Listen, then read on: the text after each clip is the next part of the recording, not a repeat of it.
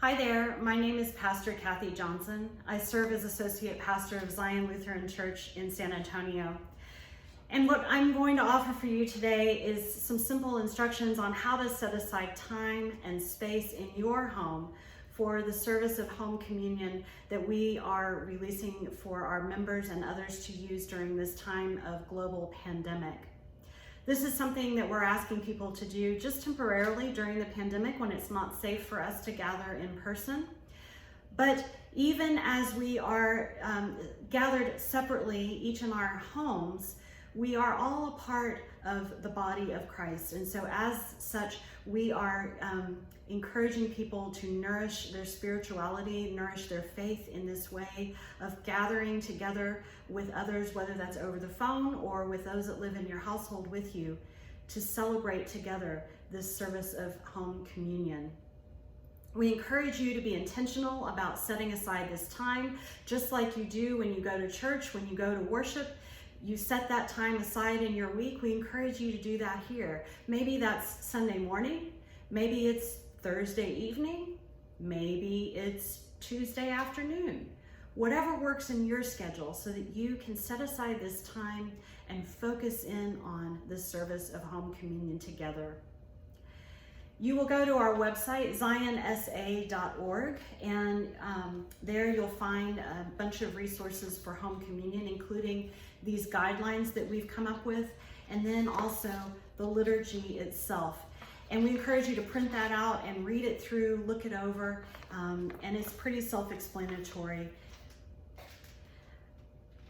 Just as you've set aside the time, we also encourage you to set aside a space in your home to do this service together.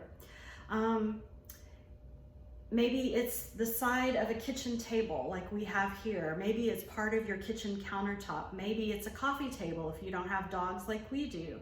Set aside some space in your home where you and anybody else that might be in your household can gather so that nobody feels excluded. If you live by yourself, we encourage you to do this as well. Set aside a favorite area of a favorite room of your home. And I'm going to show you a couple of things you can do to make it feel a little more set apart.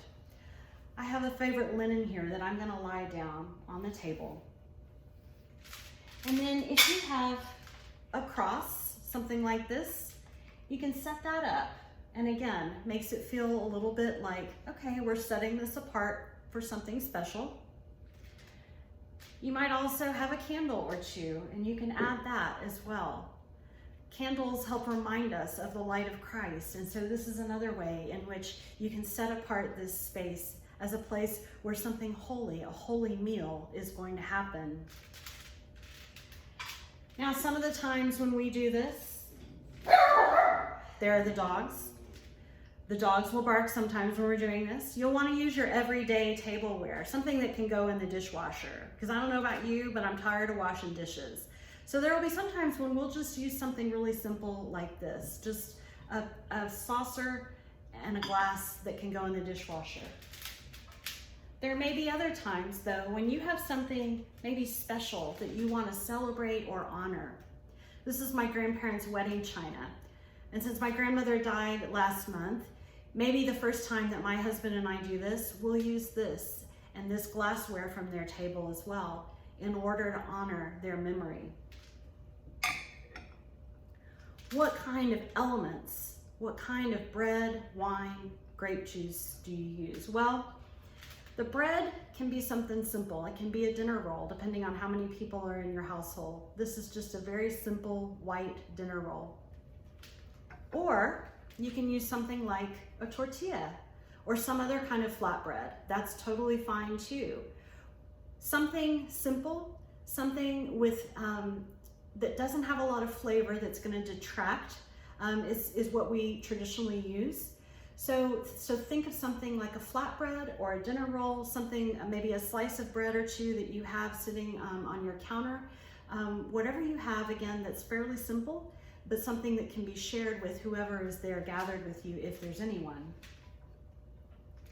My husband and I do have wine in our home, so we will probably use some wine. We don't usually have grape juice, but if you have kids especially, or if you're a grape juice person, grape juice is perfectly fine as well.